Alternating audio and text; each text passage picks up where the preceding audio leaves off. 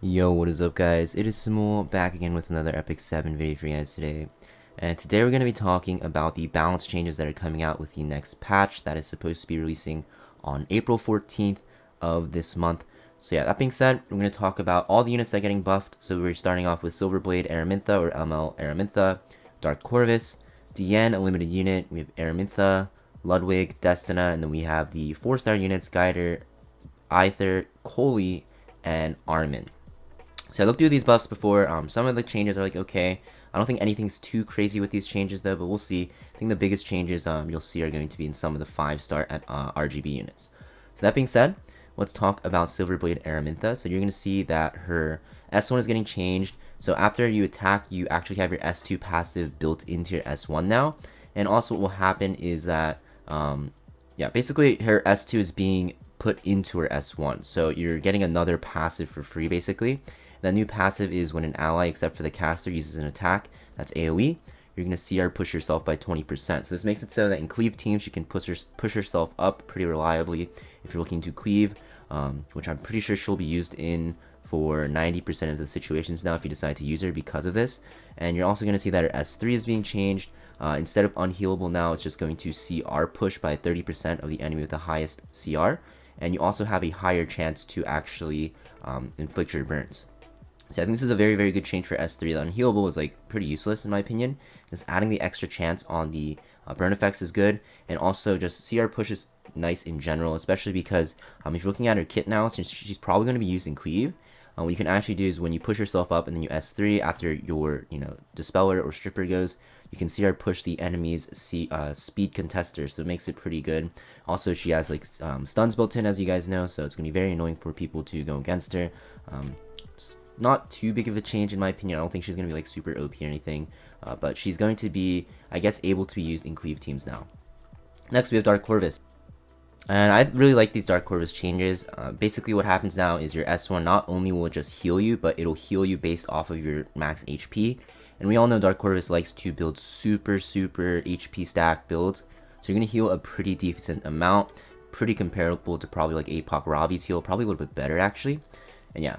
Also, you're also going to see his S3 is being changed now that it will inflict extinction, which is a very nice change, right? Because Dark Corvus is really good against really slow teams, but also against really slow teams, like if they get enough turn cycles to revive, it's like super annoying because you can't really cycle your S3 fast enough.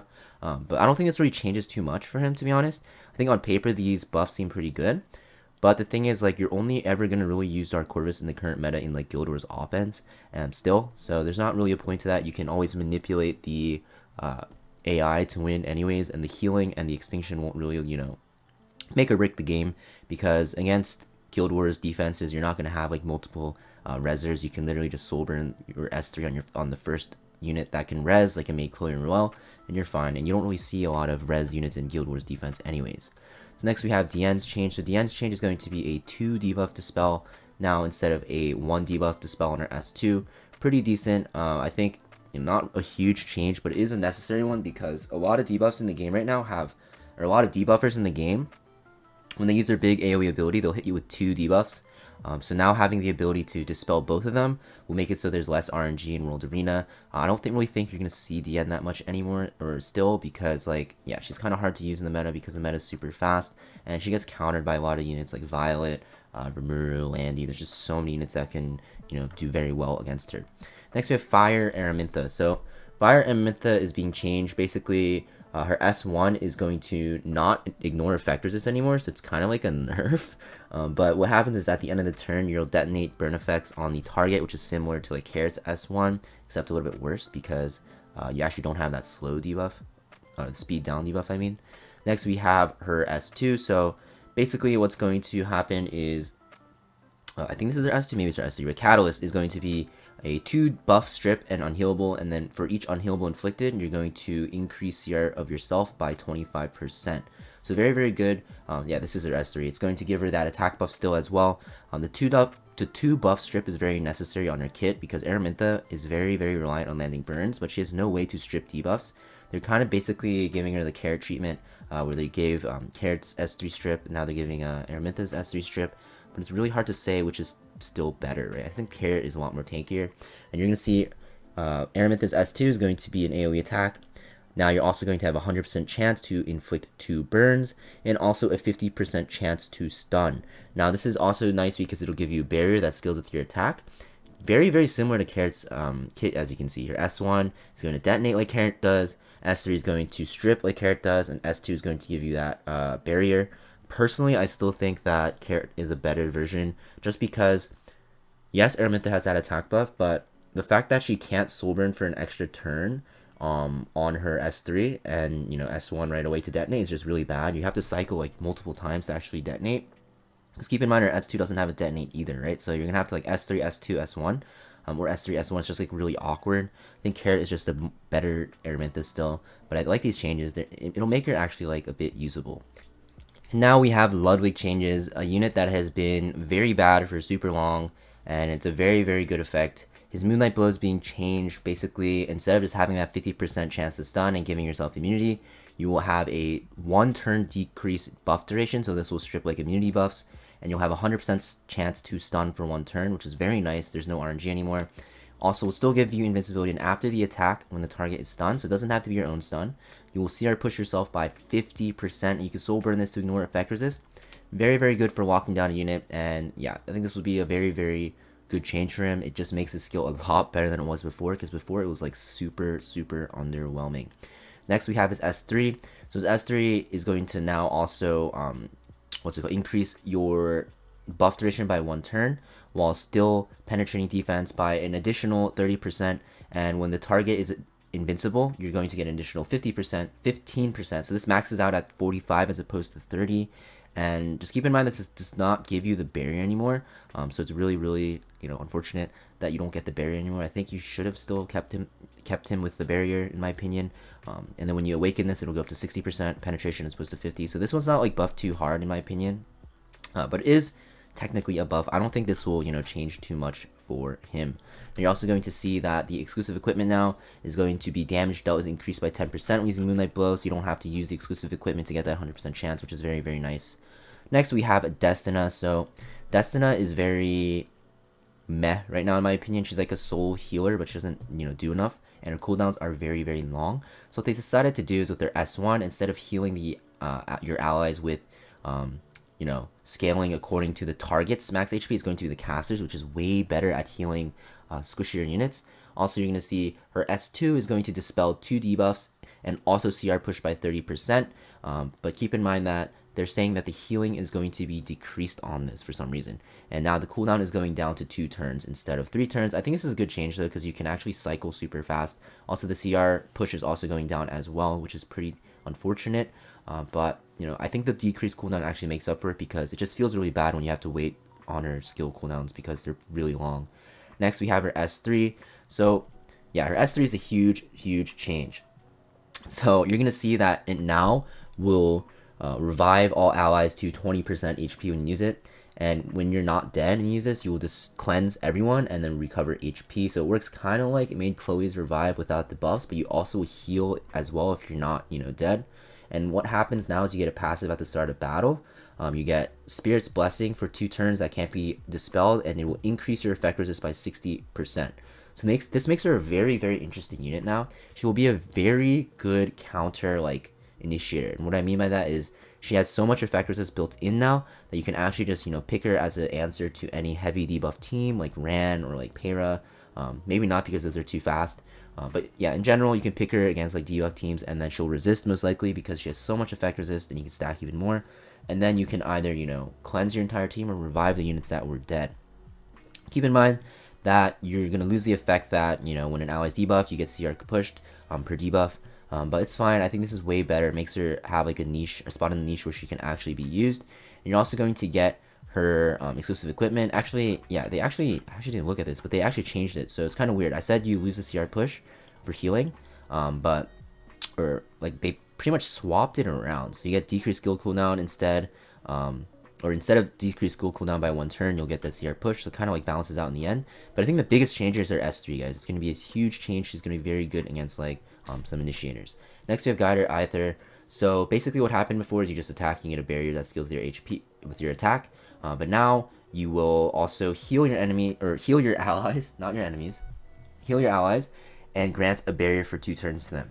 Now this will scale proportional to your max HP, so they're kind of changing his identity where, you don't really have to stack only attack on him anymore to heal your team, which was kind of weird concept in my opinion. And also what's being changed is his Wave of Force. So what happens is when you attack, you'll dispel all buffs now, and you'll also increase attack of the ally with the highest attack for 2 turns, right? And also when you awaken this, it will be a CR push as well. So it's a very, very big change, I'd say, to his skill kit. This one's being changed completely pretty much. Before it was just like heal. And now it's just going to be an attack buff and CR push and a strip, which is very nice. He's a mage though, so keep in mind that, you're not going to have like full soul weaver benefits with the artifacts and stuff like that. So yeah. Also, we're changing his exclusive equipment. So before it would be like the barrier from his Spirit's Protection, right? But that barrier would scale with attack. And now this one scales with HP now. And also, the new exclusive equipment's even better because you'll even give more healing, right? So it's just an overall buff to his Spirit's Protection. Next, we have Blue Coley. Yeah, basically, this unit really sucks, or used to suck. And now I think she's still not that great, but we'll see. Basically, her S1 is being changed. Or not S1. Basically, her ambush is being changed so that her, what's it called? Actually, this is her S1. You have a chance to steal 1 buff, right? And then you'll also have a chance to steal 2 buffs if you soul burn this for 10 souls. It's a very interesting ability. Next, we have Accurate Strike, which is our S2. When you attack the enemy, you're going to grant stealth to yourself for 2 turns.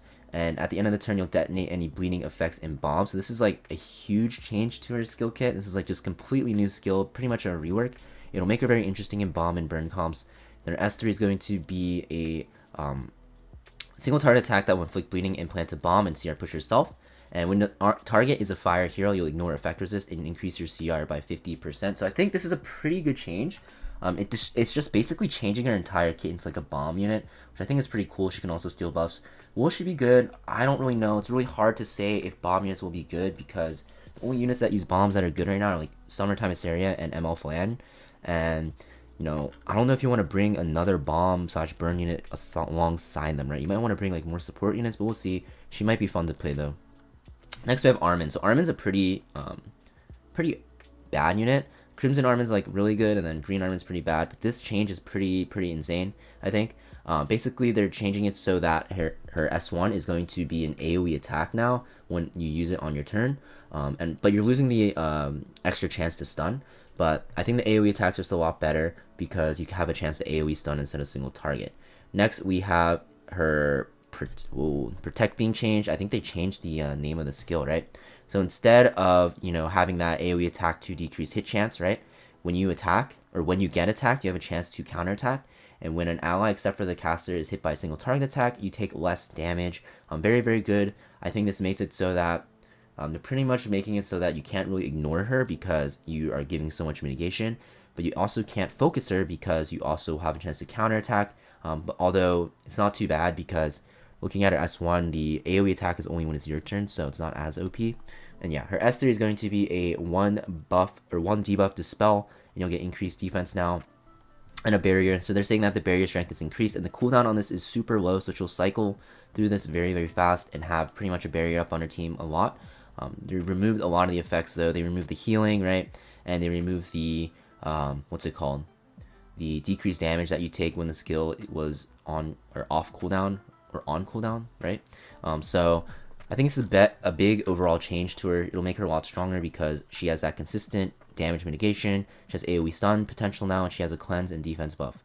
And then yeah, so basically they're changing how her exclusive equipment works. So you just will be losing out on the extra chance to stun and getting the extra chance to counterattack, which I think is very, very good in my opinion. You'll have a 30% chance to counter, and honestly, if you put it on counter set, it'll be like 60%, right? And they're also changing another one where instead of getting the cleanse from your S3 on the exclusive equipment now, you will get an extra debuff cleanse on your S3. So before you would need the artifact or need the exclusive equipment to get the cleanse on your S3, but now since it's built in, you'll just have an extra one if you decide to use it. So yeah, that's pretty much it for the changes. I know it's a pretty long video, but I think there's a lot of changes coming up. I think a lot of the old heroes that have been bad are getting buffed, so it's good to see. So yeah, thanks for watching guys, and I'll see you guys next video. Peace.